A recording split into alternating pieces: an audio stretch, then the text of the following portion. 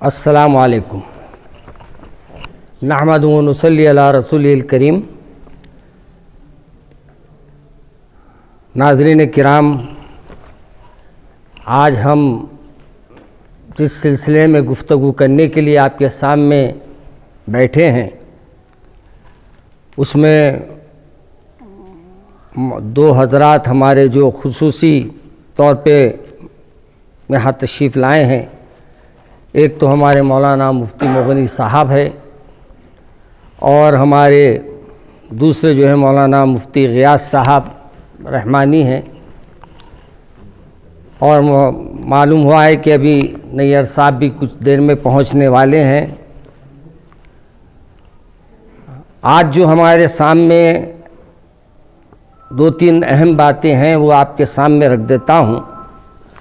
पहले तो हमारे को बग़ैर इत्तला के, बग़ैर कोई ऐलान के ये ऐलान किया गया कि भाई डिटेल्स लेंगे ओनरशिप के, मकानों के जो ओनर हैं उनके हम डिटेल्स हासिल करेंगे।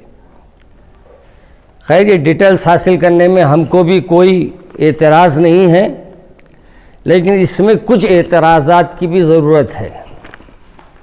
और ये हुकूमत किसी न किसी बहाने से, मुझे ऐसा महसूस होता है कि रियासती हुकूमत अपने आखाओं को खुश करना चाहती है और मरकज़ी हुकूमत के ताबे रहना चाहती है।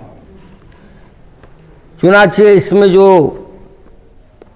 पेश किए गए हैं वो तो बहुत से कालम है, उसमें जो हमको एतराज़ात है। पहला एतराज़ हमारा ये है कि इसमें हमारे से हमको कास्ट पूछा जा रहा है। आपको क्या ज़रूरत पड़ी, आपको घर की जो कुछ आपको उसके बारे में मालूमात करना है वो पहले से ऑलरेडी रजिस्ट्रार ऑफिस में मौजूद है। मज़ीद आपको घर के बारे में तहक़ीक़ करने की ज़रूरत पहले पेश नहीं आना चाहिए।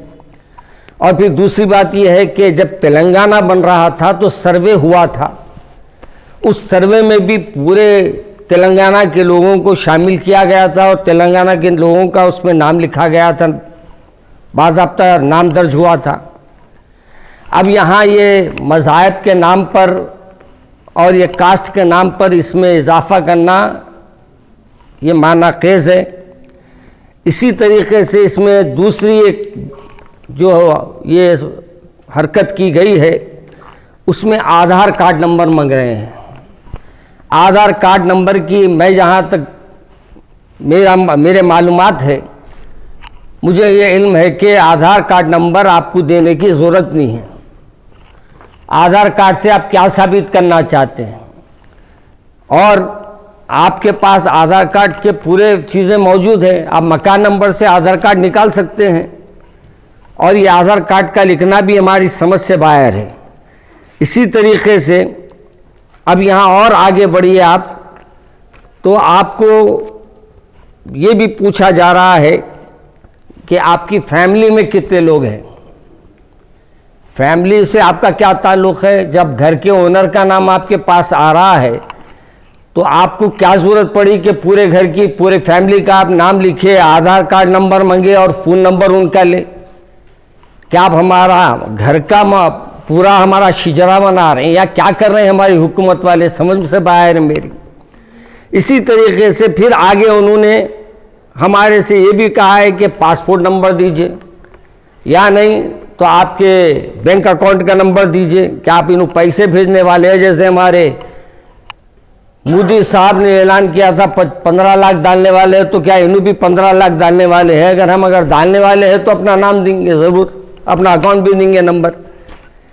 ये सब जो चीज़ें हैं, ये आधार कार्ड का ये जो काम हो रहा है ये NPR का दूसरा है। CA के तौर पे ये काम हो रहा है।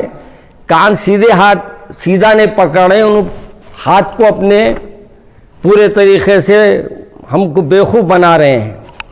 ऐसी सूरत में मैं तमाम मुसलमानों से, तमाम लोगों से अपील करूंगा। उससे पहले हमारे बल्दिया के मिनिस्टर KTR साहब है, गालिबन KTR से ये बोलना चाहूँगा मैं कि हज़रत आपके कामों से हमारे को दिलचस्पी नहीं है, लेकिन आप जो ये काम कर रहे हैं ये भी हम कबूल नहीं कर रहे हैं। और याद रखिए, आप करीब में बल्दिया इलेक्शन है, अगर ये आपके रुदाद रहे तो फिर हमको आगे बढ़ाना नहीं बढ़ाना सोचना पड़ेगा और हमको फैसला करना पड़ेगा कि आपके आगे जो अज़ाइम हैं उसको जानकर फैसला करें। और फिर आपको जो काम करना है वो तो नहीं कर रही, जो काम आपके ज़िम्मे नहीं है आप उसके ऊपर बड़ी दिलचस्पी बता रही। तो हम हमारे बल्दिया के मिनिस्टर साहब से वजाहत तलब करते हैं इस बात की कि आखिर ये चीज़ों को क्यों तलब किया गया, क्यों मांगा जा रहा है। और जब तक के जवाब ना आए, मैं तमाम लोगों से, तमाम लोग अपने भाइयों से, जो भी अपने तेलंगाना में अपने भाई हैं उनसे अपील करूंगा कि इस फॉर्म को फिलअप ना करें। और जब तक कि हम आपको यह ना कहें कि आप इसमें फिलअप कर सकते हैं, इसको दाखिल कर सकते हैं, इसको मुकम्मल कर सकते हैं, आप जब कीजिए। अब मुसीबत ये हो रही है कि हर तरफ से फ़ोन मेरे को आ रहे हैं, हर कोई ये कह रहा है कि आप कुछ बोलिए। मैं कोई एमएलए नहीं हूँ, कोई एमपी नहीं हूँ मैं, या कोई और नहीं हूँ, मैं एक खादिम हूँ मैं आप लोगों का। और खादिम होने की हैसियत से मैं ये जो चीज़ें लिखी हुई है इससे मैं मुतमईन नहीं हूँ। और जब मैं मुतमईन नहीं हूँ तो मैं अपने तमाम अपने तेलंगाना वालों से ख्वाहिश करता हूँ कि आप भी इस फॉर्म को बगौर पढ़िए और आइंदा के बारे में सोच के इस फॉर्म को फिलअप कीजिए। अगर आज हम ये गलती करेंगे तो और इनको दूसरे फॉर्म लाने में देर नहीं लगेगी। इसलिए मैं हमारे केटीआर से, खुसूसन केटीआर साहब से और हमारे होम मिनिस्टर साहब से, माशाअल्लाह माशाअल्लाह, होम मिनिस्टर के बारे में क्या कहूँ मैं, जो बोले मुंडी हिलाते, बेचारे दुनिया में आ गए, वो भी अल्लाह का करम है। अब दुनिया से जाएंगे इंशाअल्लाह, हम बड़ी यानी बहुत अच्छे अंदाज में रुखसत करेंगे, अल्लाह उनको अच्छा रखे। मगर जब भी जाएंगे बड़े अच्छे अंदाज से रुखसत करेंगे। तुम मुसलमान हो के मुसलमानों के नुकसान के काम में करते, मेरे को हैरत होती। आप मुसलमान हैं, आपको हम रख दिए थे उनको वो बांधने के लिए इमाम ज़ामिन, आप हमारे बीच में कहीं को आ रही है लेके।